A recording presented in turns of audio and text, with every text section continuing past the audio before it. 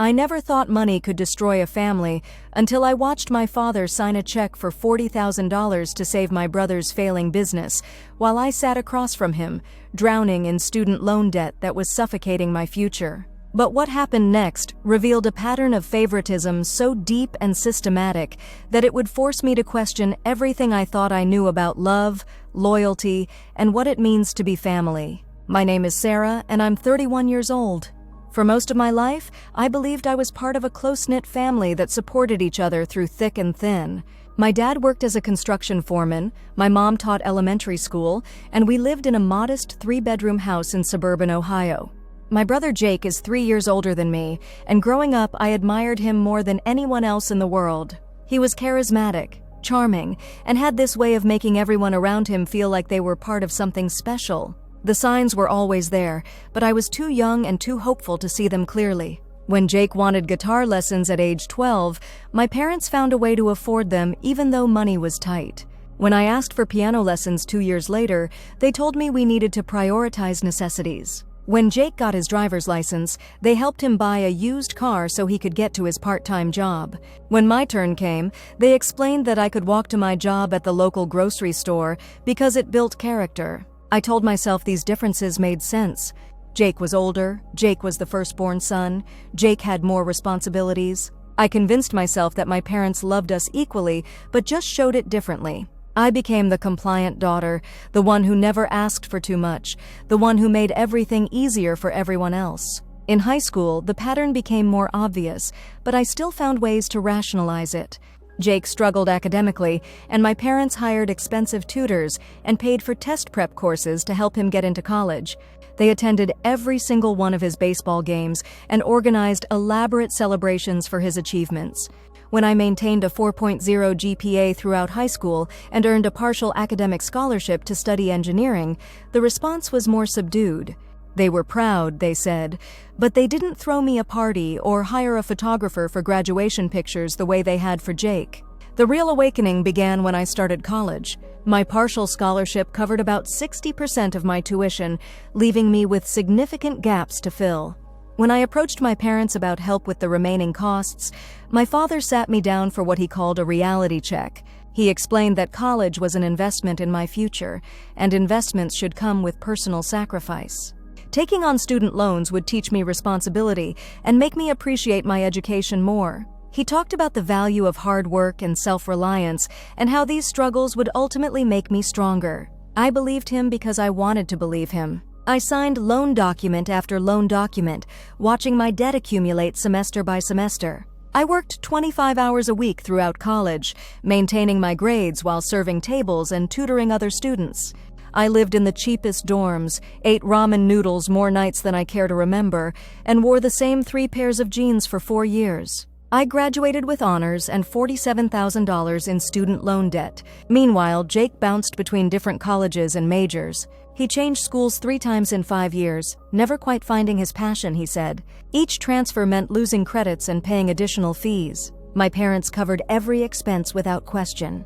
They never mentioned the value of personal sacrifice or the character-building nature of financial struggle when it came to Jake's education. When he finally graduated with a communications degree after 6 years, they threw him a massive graduation party and bought him a brand new laptop as a congratulations gift. After college, I moved back home temporarily to save money while I searched for engineering jobs. The economy was tough, and entry-level positions were competitive. I applied everywhere, lived on a strict budget, and sent every extra dollar toward my loan payments. I watched the principal barely budge despite my consistent payments, the interest accumulating faster than I could chip away at it. Jake, meanwhile, had moved back home too, but his experience was completely different. While I paid my parents $300 a month in rent and contributed to groceries, Jake lived rent-free.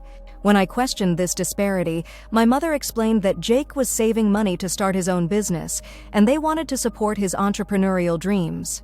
My steady job and regular income apparently meant I could afford to contribute to household expenses. Then came the conversation that would change everything. Jake had been working on a business plan for a marketing consultancy. He had big dreams about landing corporate clients and building something meaningful. The problem was startup costs. He needed $40,000 for equipment, office space, initial marketing, and operating expenses for the first year. He had been talking about it for months, growing more excited and more confident with each passing day. I remember the exact moment when my father announced his decision. We were all sitting around the dinner table on a Sunday evening in March. Jake had just finished presenting his updated business plan, complete with projected revenue and growth timelines. My father looked across the table at him with the kind of pride I had rarely seen directed my way and said he believed in Jake's vision. He was willing to co-sign a business loan for the full $40,000. The room erupted in celebration. My mother started crying happy tears. Jake hugged my father and talked about how this opportunity would change his life. I sat there trying to process what I had just witnessed. My father, the same man who had lectured me about personal responsibility and self-reliance, was willing to stake his own credit and financial security on Jake's business dream. After dinner, I asked to speak with my father privately. I explained my student loan situation and how the monthly payments were preventing me from saving for a house or building any kind of financial security. I asked if he would consider co-signing a consolidation loan that could lower my interest rate and monthly payments. The difference in his response was stark and immediate. He told me that business investments were different from personal debt. Jake's loan had the potential to generate income and build wealth, while my student loans were just expenses from choices I had already made. He said that helping Jake start his business was an investment in his future, but helping me with my loans would just be enabling poor financial planning. The conversation lasted less than 10 minutes. That night, I lay in bed staring at the ceiling, trying to understand how my college education was somehow less valuable than Jake's untested business idea. I had a degree in engineering, a stable job, and a proven track record of responsibility. Jake had a communications degree, no business experience, and a history of starting projects he never finished. Yet somehow, his dream deserved $40,000 of family support, while my established career path deserved lectures about personal responsibility. The loan approval process took about 6 weeks. During that time, I watched my parents help Jake research office spaces, discuss marketing strategies, and plan for his grand opening. They were more involved in his business preparation than they had ever been in my academic achievements. When the loan was finalized, they took him out for an expensive celebration dinner at the nicest steakhouse in town. Jake's business launched with great fanfare. My parents attended his open house, brought their friends, and posted constantly on social media about their entrepreneur son. For the first few months, Jake seemed to be thriving. He landed a few small clients and talked confidently about expansion plans. My parents beamed with pride every time his business came up in conversation. But by month 6, cracks began to show. Jake's client base wasn't growing as quickly as projected. His overhead expenses were higher than anticipated. He started asking for advice about cash flow and marketing strategies. By month 9, he was behind on his loan payments and asking my parents for additional help with operating expenses. This is when the true scope of my parents' differential treatment became impossible to ignore. They didn't just help Jake with one emergency payment. They started supplementing his business expenses on a monthly basis. They paid his office rent when he came up short. They covered his health insurance when he couldn't afford the premiums. They bought him a new computer when his old one crashed and he claimed he couldn't afford a replacement. Meanwhile, I continued making my student loan payments religiously, watching my credit score improve while my savings account remained nearly empty. I had been promoted twice at my engineering firm and was earning a decent salary, but between loan payments, rent for my own apartment that I had finally moved into, and normal living expenses, I wasn't building wealth the way I had hoped. The breaking point came during our family Christmas gathering 2 years after Jake's business launch. Jake had been struggling financially for months, and everyone knew it, but no one talked about it directly. Instead, my parents continued to praise his entrepreneurial spirit and talk about how proud they were of his business courage. During gift exchange, my parents presented Jake with an envelope containing $5,000 to help with his business expenses. They explained that they wanted to give him a boost during the slow winter season. When I opened my gift, it was a $50 gift card to a restaurant chain. I spent that evening calculating numbers in my head. In the 2 years since Jake's business launched, my parents had provided him with the original $40,000 loan co-signature, plus approximately $15,000 in direct financial support. That was $55,000 of family assistance for a business that was clearly failing. In the same time period, my total family financial support had been $0. After the holidays, I decided to have another conversation with my father. I had prepared carefully, gathering documentation of my loan payments, my salary progression, and my financial goals. I explained how much I had paid in student loan interest over the past few years and how that money could have been used for house down payment savings or retirement contributions. I asked again if he would consider helping me refinance my loans at a better rate. His response was even more dismissive than before. He told me that Jake's situation was temporary and that his business just needed time to establish itself. My student loans, he said, were a long-term commitment that I had signed up for voluntarily. He reminded me that I had a good job and steady income, implying that I should be grateful for what I had instead of asking for handouts. The word handouts hit me like a physical blow. I had never asked for a handout. I had asked for the same level of financial support and investment that my brother had received. I had asked to be treated as an equally valuable member of the family whose dreams and financial security mattered just as much as Jake's.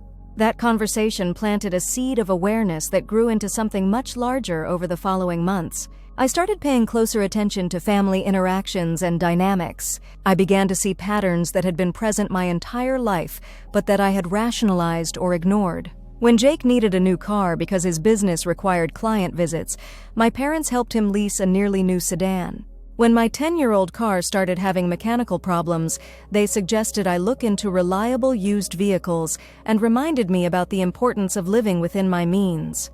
When Jake complained about the stress of running a business, my mother would cook his favorite meals and my father would offer encouragement and advice. When I mentioned feeling overwhelmed by work deadlines and loan payments, they would remind me that stress was part of adult life and suggest I develop better time management skills. When Jake's business finally failed completely after 3 years, requiring my parents to help him avoid defaulting on the loan they had co-signed, the family narrative was that he had been brave enough to try entrepreneurship and that failure was just part of the learning process. When I mentioned feeling frustrated about my slow progress toward financial goals because of loan payments, I was told that I needed to be more patient and grateful for my stable situation. The double standard was so consistent and so pervasive that I began to wonder if I was losing my mind. I started keeping notes about family interactions, documenting conversations and incidents just to prove to myself that I wasn't imagining the disparate treatment. The evidence was overwhelming and undeniable. But the real revelation came during Jake's birthday dinner the following spring. The family was celebrating at an expensive restaurant, and Jake was talking about his plans to look for a new career direction after closing his business. He mentioned that he was considering going back to school for an MBA, and my parents immediately began discussing how they could help make that happen. My father talked about researching programs and scholarship opportunities. My mother mentioned setting aside money for application fees and living expenses. They were already planning to support Jake's next educational venture before he had even completed a single application. I sat there listening to this conversation while making my monthly student loan payment on my phone under the table. The payment that month was $412, money that came directly out of my take-home pay and represented interest rates that my father could have helped me reduce years earlier with a simple co-signature. Something inside me snapped that night. Not into anger exactly, but into clarity. I finally understood that this wasn't about money or business investments or educational philosophy. This was about fundamental differences in how my parents valued their children and their futures. Jake was seen as someone whose dreams deserved investment and whose failures deserved support. I was seen as someone who should be grateful for whatever opportunities I could create for myself. That realization was both devastating and liberating. Devastating because it meant accepting that the family dynamics I had spent 30 years trying to understand and improve were actually deliberate and unlikely to change. Liberating because it freed me from the exhausting cycle of trying to earn the same level of consideration and support that Jake received automatically. I decided to test my theory. Over the next few months, I stopped sharing details about my financial situation with my family. I stopped mentioning my student loans or my savings goals. I stopped asking for advice or support. Instead, I focused entirely on my own financial planning and career development. I researched loan refinancing options on my own and found a lender willing to consolidate my debt at a lower interest rate without a cosigner. My credit score had improved enough over the years that I qualified for better terms independently. I took on freelance engineering projects in my spare time to accelerate my debt payments. I created a strict budget and timeline for financial goals. Most importantly, I stopped expecting my family to treat me the way they treated Jake. I stopped hoping for recognition, celebration, or support that matched what they provided him. I started building my own support network through work colleagues, professional organizations, and friends who valued my achievements and respected my efforts. The change in my mental health was immediate and dramatic. The constant low-level frustration and disappointment that I had carried for years began to fade. I stopped feeling resentful during family gatherings because I no longer expected equitable treatment. I stopped feeling inadequate when my parents praised Jake's efforts while barely acknowledging my accomplishments. Within 18 months of this mindset shift, my financial situation had improved dramatically. I had refinanced my loans, increased my income through freelance work, and built an emergency fund for the first time in my adult life. I had also been promoted to a senior engineering position with significantly higher salary and better benefits. But the most significant change came when I realized that I no longer needed my family's approval or support to validate my worth or success. I had spent so many years trying to prove that I deserved the same level of investment and consideration that Jake received. The truth was that I had always deserved it, regardless of whether they recognized it or not. This personal growth culminated in a moment of vindication that I never could have anticipated. 2 years after I stopped discussing my finances with my family, I received a significant promotion to project manager at a major infrastructure firm. The position came with a substantial salary increase and the opportunity to lead a team of engineers on high-profile construction projects. Around the same time, Jake had been struggling to find stable employment after his business failure. He had started and stopped several job searches, usually leaving positions after a few months when they didn't meet his expectations. My parents had been supporting him financially throughout these transitions, essentially subsidizing his extended period of career exploration.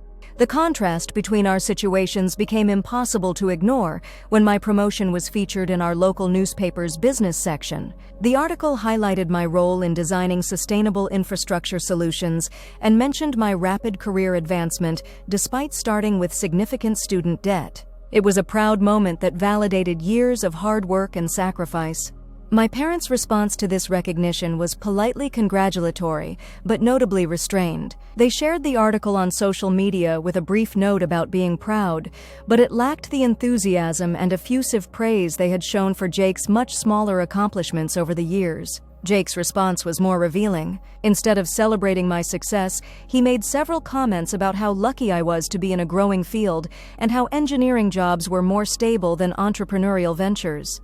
He seemed to view my achievement as somehow diminishing his own struggles rather than as an independent accomplishment worth celebrating. But the real moment of truth came 6 months later when my parents found themselves in an unexpected financial situation. My father's construction company had been struggling with delayed payments from clients, and they were facing a temporary cash flow problem. They needed help covering mortgage payments and other expenses while waiting for outstanding invoices to be paid. For the first time in my adult life, my parents asked me for financial assistance. They approached me hesitantly, clearly uncomfortable with reversing our typical family dynamic. They explained their situation and asked if I would be willing to provide a short-term loan to help them through this difficult period. The request forced all of us to confront the reality of our financial positions. I had become the family member with the most stable income and the strongest financial foundation. Jake, despite years of family investment and support, was still struggling to establish himself professionally and couldn't contribute to the solution. I agreed to help my parents, but I structured the assistance as a formal loan with clear terms and repayment schedule. I wanted to establish that my financial support came with the same expectations of responsibility and accountability that had been applied to my student loans years earlier. The experience of being in a position to help my parents financially was both satisfying and complicated. Satisfying because it validated the choices I had made and the hard work I had invested in my career. Complicated because it forced my family to acknowledge capabilities and achievements they had consistently undervalued. During the months when my parents were repaying their loan to me, family dynamics shifted noticeably. They began asking for my advice on financial decisions and career planning. They started acknowledging my professional expertise and treating my opinions with more respect. Most significantly, they began to see me as a competent adult whose judgment could be trusted. But this recognition came with its own challenges. I realized that I had built my identity and self-worth around proving myself worthy of my family's respect and investment. Now that I had achieved financial success and gained their acknowledgement, I had to figure out who I was beyond the role of the overlooked daughter trying to earn equal treatment. This process led me to seek professional counseling to understand and process the family dynamics that had shaped my early adult life. Working with a therapist helped me recognize that the differential treatment I had experienced wasn't about my worth or capabilities. It was about my parents' own biases, expectations, and emotional patterns that had nothing to do with my actual value as a person or family member. Therapy also helped me understand that seeking equal treatment from my family had been a reasonable and healthy desire, even if it had been unrealistic given their established patterns. I learned to separate my sense of self-worth from their approval while still maintaining appropriate family relationships. The most important insight from this process was recognizing that I could choose how much emotional energy to invest in family dynamics moving forward. I didn't have to cut off relationships entirely, but I could establish boundaries that protected my mental health and emotional well-being. I started setting clear limits on family discussions about money and career decisions. When my parents offered unsolicited advice about my financial choices, I politely declined to engage in those conversations. When they praised Jake's efforts while minimizing my achievements, I simply changed the subject rather than trying to correct their perspective. These boundaries weren't about punishment or resentment. They were about accepting my family members as they were while protecting myself from ongoing emotional harm. I could love them and maintain relationships with them without expecting them to suddenly develop the insight or motivation to change decades-old patterns. Jake and I developed a more honest relationship during this period as well.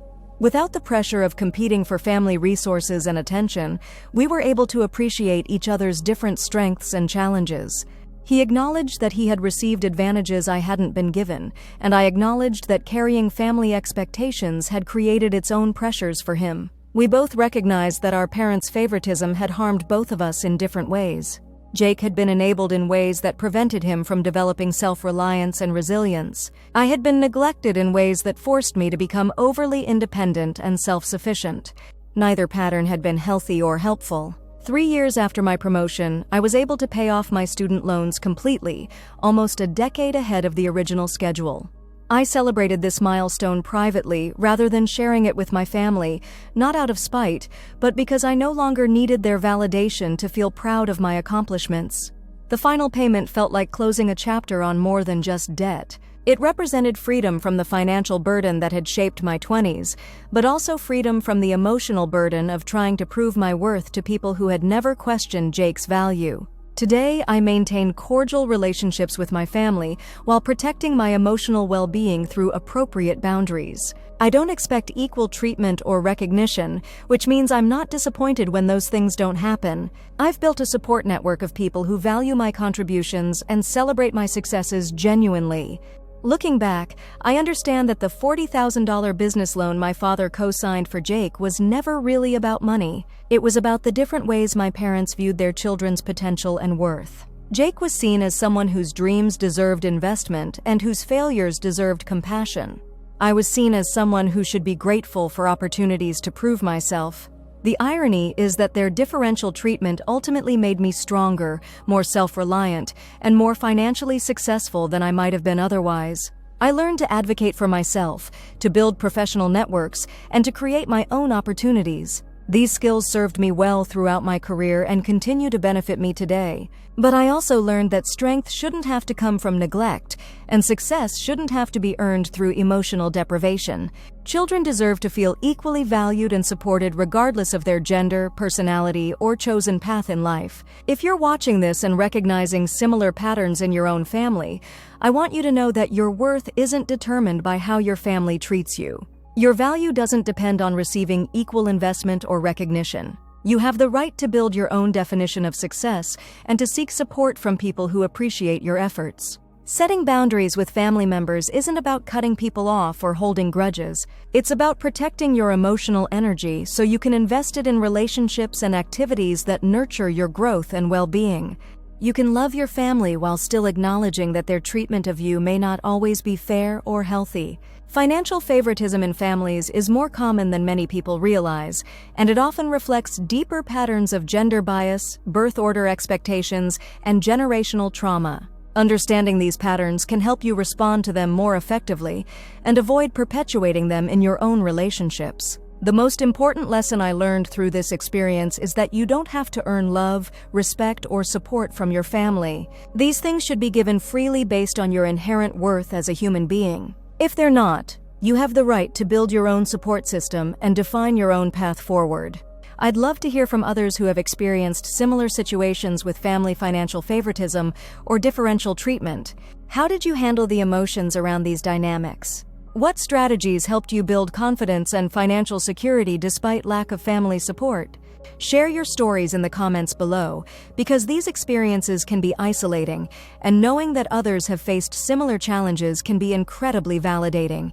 Remember that your dreams and goals are just as valuable as anyone else's, regardless of whether your family recognizes that truth. You have the power to invest in yourself and build the life you want, even if you have to do it independently. Sometimes the best gift your family can give you is the opportunity to discover just how capable and resilient you really are. If this story resonated with you, please like this video and subscribe to the channel. Your support helps me continue sharing these stories and building a community where people feel heard and validated in their experiences. Together, we can break the cycles of favoritism and emotional neglect that harm so many families and create healthier patterns for future generations.